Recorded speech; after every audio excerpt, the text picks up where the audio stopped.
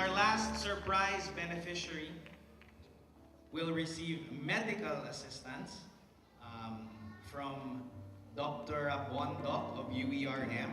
Lahat po ng laboratory expenses niya at lahat ng mga laboratory na pangangailangan niya ay asikasuhin po ni Dr. Bondoc of UERM. This person naman ang tumutulong kay NICE. Siya yung gumagawa ng mga flyers para sa mga events ni NICE.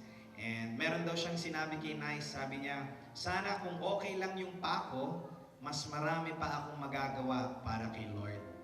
Sana kung okay yung pa ako, mas marami pa akong magagawa kay Lord. Upang matupad yung pangarap na yon, sabi po ni NICE, I'm going to help this person. Ako naman ang tutulong sa kanya dahil parato siyang tumutulong sa akin sa pag-design ng mga flyers. Let's give God the glory for the medical assistance that will be given to Ernie John Moleta.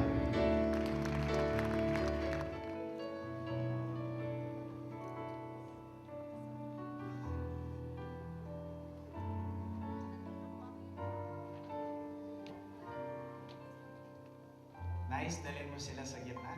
You can bring them to the middle.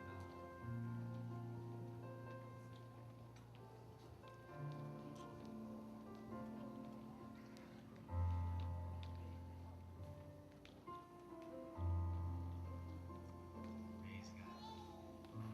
Ernie, do you have a message for NICE? Maraming salamat, NICE. Kung ano lang yung may tutulong ko pa sa ng makakaya ko, nandito lang ako para sa iyo. Hindi kita nagturing na ipapasa akin kundi kapatid sa Panginoon. Maraming salamat. At alam ko ang Diyos ang magbabalik lahat sa inyo. At sa inyo po lahat.